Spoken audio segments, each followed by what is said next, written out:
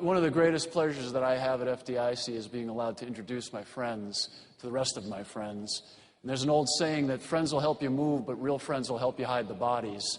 Well, if that saying's true, then Ray McCormack would be my own personal undertaker. There are few fire officers in America today who are receiving the amount of experience that FDNY Lieutenant Ray McCormack receives on a daily basis as the officer on Ladder 28 in Harlem, New York. But there's far more to Ray McCormack than just his level of experience. Ray is one of those few gifted leaders, one of those few gifted firefighters who understands that experience without reflection and evaluation, it's just interesting.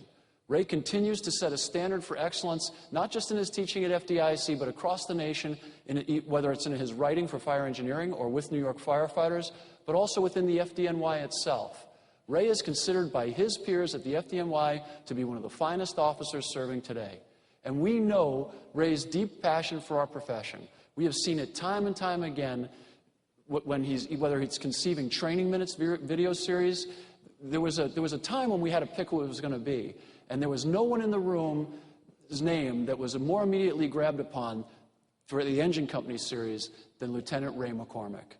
Please help me in welcoming one of the finest fire officers in America today, one of the FDNY's very, very best, Lieutenant Ray McCormack.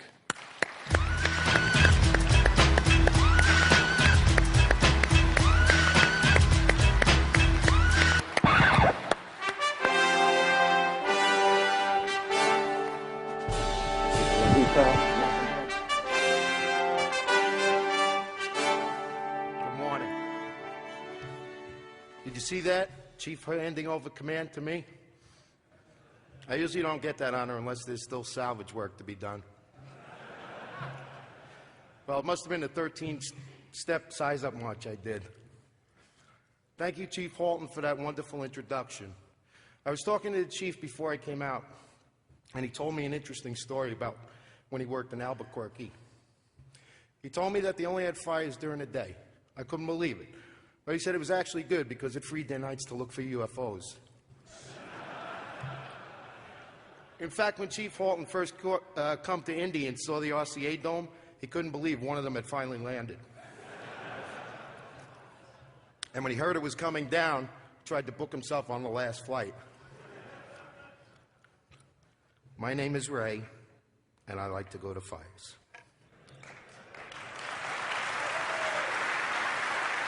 It's okay to say that, right? I can tell most of you feel the same way. Just before I came here, I got my new sector vest. It's highly reflective, and it goes over your highly reflective bunker coat. Mine looks just like the one at Walmart. It even has a happy face on it. In the back, it says, "Ask me about fires." I didn't think I'd like it, but it's starting to grow on me. I'd like to thank all the people at Fire Engineering in Penwell who I've had the pleasure to work with over the years. Mary Jane Ditmar and Rob Maloney for editing my pieces, but never changing them. Of course, Diane Feldman for keeping me on track and organizing everything. And former editor Bill Manning, who gave me my start with the magazine. And some special friends at FDIC who have always been in my corner, Jack Murphy and Bill Brown. I would also like to thank my wife Laura and my son Tyler, who allow me to come to this wonderful event every year. I love you. There are some really great classes here at FDIC. Just like you, I try and incorporate what I learn here, like reading smoke. I enjoy reading smoke. The only problem is most of the smoke I see is very poorly written. FDIC has it all. There are command classes, engine classes, ladder, rescue, even fire prevention. And every year, you can pick up some new buzzwords and phrases to bedazzle the people who paid for your trip. You can take an 8-hour workshop, 2-hour classroom sessions. The selection is wider than the difference between East and West Coast fire tactics. Just a little tip for all you future presenters out there. You have to be careful with really specific classes like fighting fires in 2-story beachfront motels. Not that that couldn't be important, it's just such a niche market. For those of you who have never seen me present at FDIC, I did the Engine Company Errors class, the Dirty Dozen, yesterday. which looks at the 12 most common mistakes made by engine companies on the fire ground and how to correct them. If you did not attend, shame on you. You were probably too busy taking risk management, customer care, situational awareness, ventilation profiling, smoothbore versus fog, and portable ladder drags while securing a safer grant. Let me just say you missed an awesome class. The nice thing about the Dirty Dozen is the information is job relevant. It can be implemented right away without any additional department expense, and it comes with the added bonus of not requiring a cultural change. My normal classroom style is to roam around in front of the stage while using the microphone as an impromptu hose line to emphasize points I make. But this morning, I'm staying right here. I'm trying to conserve my air. But don't worry, people, I will finish my speech before my low air alarm goes off. Every day in this country, firefighters put out fires successfully, without injury, without loss of life, without fanfare, without newsprint, and some of you without compensation. The highest praise comes from your fellow firefighters, those you respond with and depend on. 2 little words, nice job. That's all I have to say. It will make your day. And I'll let you in on a little secret. It can make your career too. After I graduated Proby School, I received a card from a retired captain who was a family friend. Inside, he included a note that said if I could be half the firefighter my dad was, I'd be a tremendous success.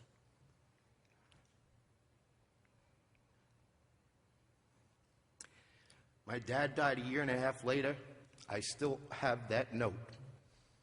I reluctantly went into the family biz, the fire service. You can always quit was a quote I would hear, but the likelihood of it becoming reality diminished with every passing day. My father didn't push me. He didn't have to.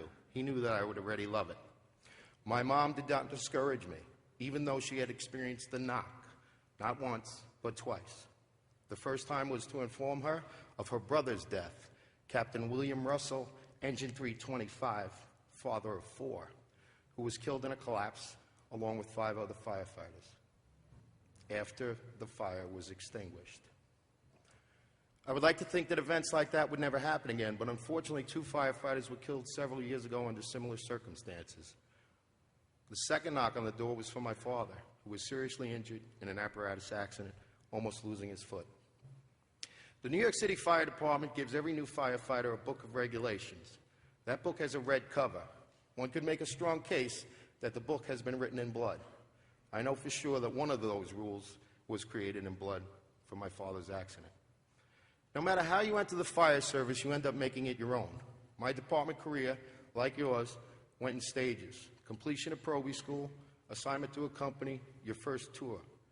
I was assigned to Ladder Company 24 in Midtown Manhattan, just like where I was told I would be going. So you see, the first hook you use in FDNY is not to pull a ceiling, it's to get the company you want. My hook was through the Emerald Society. Yep, even Irish guys need a rabbi once in a while. My first tour involved so many laps around the apparatus there was a noticeable depression in the concrete by morning. I was trying to take it all in, which of course was impossible, but it made for good entertainment.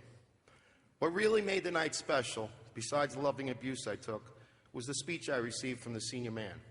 I can't remember every word, but what did stick in my head was, do your job and remember it's a privilege to work here. He was right, and I never forgot it. I almost always knew what my assignment would be when I worked there without the benefit of roll call. All I had to do was go into the kitchen and see who was there. The can. And for those of you who don't speak FDNY, the can firefighter carries a 2.5-gallon extinguisher and a 6-foot hook.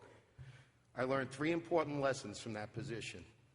I learned how officers operate, how best to swing the axe and set the Halligan, and when and how to use the extinguisher. I carried that can religiously for 3 years. It took that long for my right arm to shrink back to its original size. One day I had to detail a Rescue 1. One of the firefighters getting off that morning was their senior man. He quickly showed me around the rig and helped me get squared away. We went to several fires, and then in the early afternoon, he returned to work the night tour again, offering me the opportunity to take off early. I informed him that I was also working, that he should relieve someone else, so I stuck around, and I watched as he cleaned the tools and generally worked on getting things squared away. This man had 30 years on the job, a career's worth in the rescue alone. I watched as he did things many senior firefighters delegate to those who were junior. He didn't do that. Why? Because he enjoyed it, and he was a true senior man. He led by example. Cleaning tools is not some lowly act to be done by the junior firefighter. Like firefighting, it is a group effort. He was as tough as nails. He enjoyed getting dirty, and nothing made him happier than going to fires. His name was Joe Angelini. He epitomized what a firefighter should be. I ran into him and 3 friends I used to work with 3 weeks prior to 9/11. He was the senior firefighter for FDNY at the time. All 4 of those gentlemen were killed on 9/11. I was indeed fortunate to work where I worked as a firefighter. It brought me here today. The first article I wrote for the magazine was extremely long and covered a bunch of subtopics, until I showed it to a deputy chief who worked in my firehouse you may have heard of, Vincent Dunn. He read it and pointed out the short article contained inside that manifesto. It became the first ever truck company column for Fire Engineering magazine. Another man you may have heard of kept his car in our firehouse, Father Michael Judge, FDNY chaplain, whose church was across the street. Spent many hours with him. His special insight and manner always made you feel at peace. The night before I got promoted, the lieutenant asked me if I wanted to take his seat instead.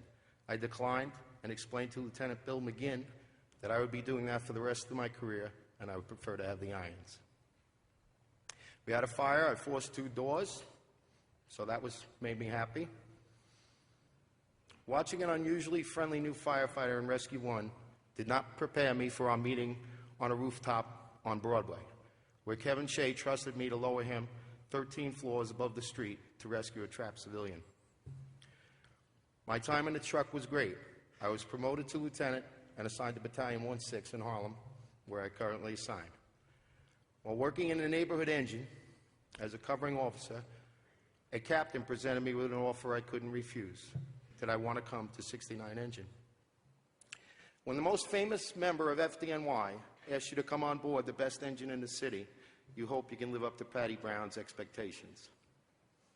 I spent over 10 years in 69, where I was told I made a good transition between trucking and firefighter. I'm currently assigned to Ladder 28. You can't ask for a better place to work. We talk about training. Let me tell you, you know where you want to get to in training? Where your people are self-motivated and start their own training. That's the place that is. A Harlem Hilton, #1 in customer and firefighter satisfaction. There's nothing wrong with today's firefighters. I hear a lot about these college kids entering the fire service.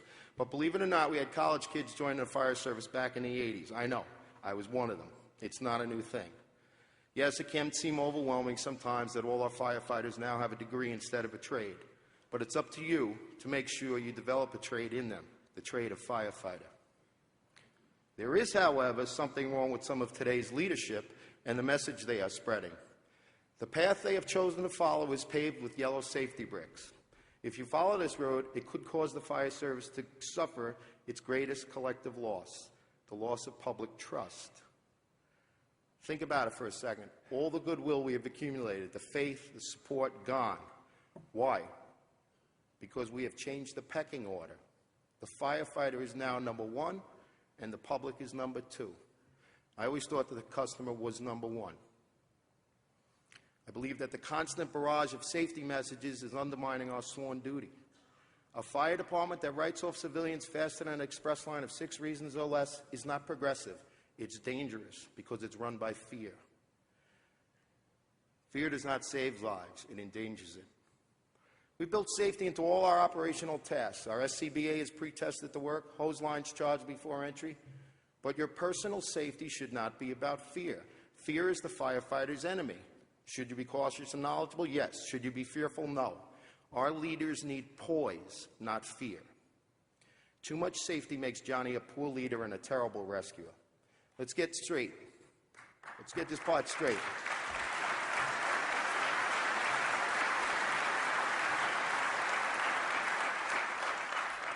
I don't wish to see anyone seriously injured or killed. However, we've started to turn a corner in the fire service, and the street it leads us to may have a worse ending than what we're trying to avoid. If you preface everything with, you the firefighter are the most important person on the scene, or you are number one, hold on. I love my brother the firefighter too, but what about the civilians we swore to protect? When you think you are number one, because all you have ever heard is you're number one, you will start to believe it. This order, this pecking order, is the problem. Why risk yourself for those less important? The steady drip of safety message is really necessary? Many would argue, yes, it is. That if we don't constantly remind you of how dangerous this job can be, you'll get hurt. If you read the safety message warning inside your helmet, it plainly states that firefighting is an inherently dangerous job. It's dirty, difficult, demanding, and dangerous, just the way it will always be, no matter how much we try to make it safer. Attempting to make your job safer by teaching you to place yourself above those in need is wrong and goes against everything the fire service has ever stood for. We have the highest approval rating and respect of any profession. Why is that? Because we do what has to be done. We are noble. We are self-sacrificing. We are willing to risk our lives to save a total stranger. When we modify or tweak that thinking along the lines of saving lives, we not only risk a fall from public grace, we risk something much more harmful, the loss of our identity. There are many tasks you perform every day that are not fire-related, but only firefighters put out fires. When that parent meets you outside their house and tells you their child is inside, trapped, you are their last hope. What are you going to do? You must find a way in to save that life if humanly possible. What are your chances? Your chances are always the same. They're 50-50. Either you do it or you don't. You must call upon what's inside you, your courage, your determination, your will. You must shed your personal cocoon of safety and take a risk. If it was easy, someone else would have done it already. What's going to be more difficult for you? Figuring the quickest way in and the quickest way out?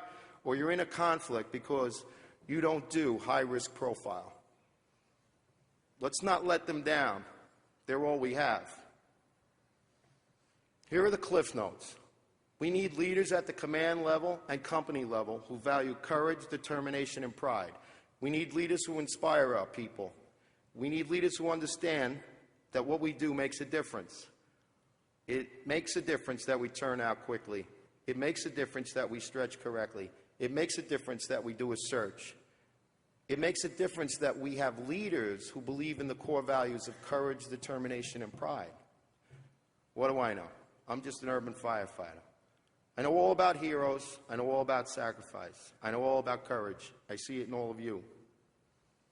I worked at Ground Zero on a one-month detail back in January 2002. There were no survivors.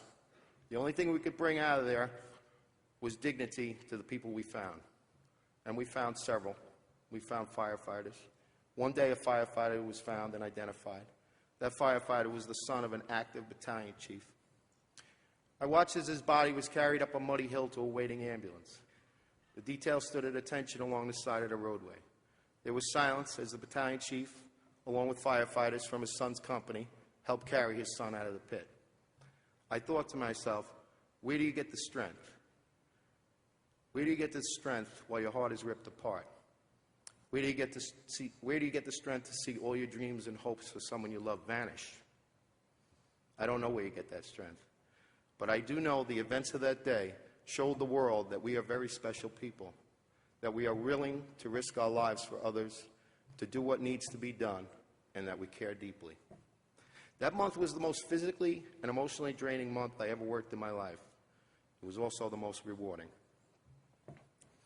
We do not need a culture of safety. We need a culture of extinguishment. We have firefighters killed on a nozzle.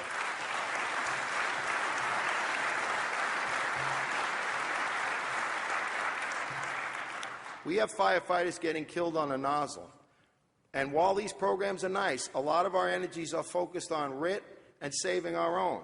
We have to remember about the civilians who don't have the luxury of masks and everything else. If we put out the fire, safety is accomplished for everyone on the fire ground.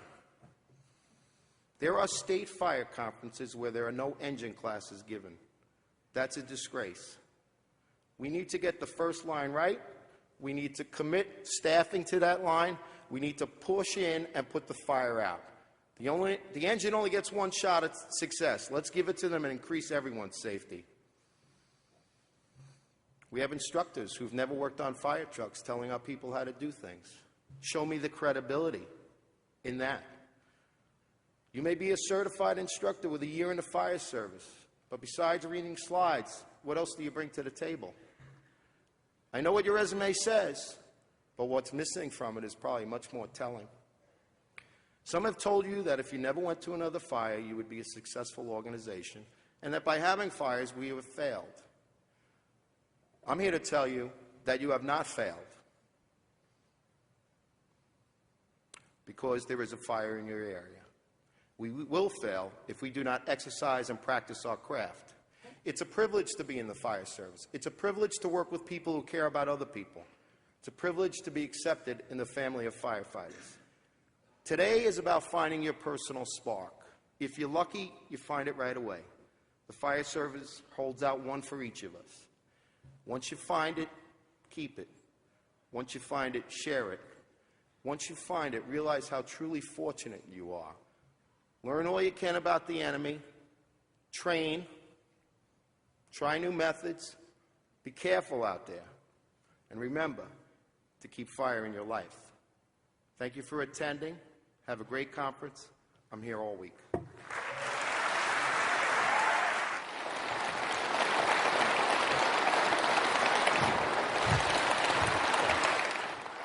Look at you.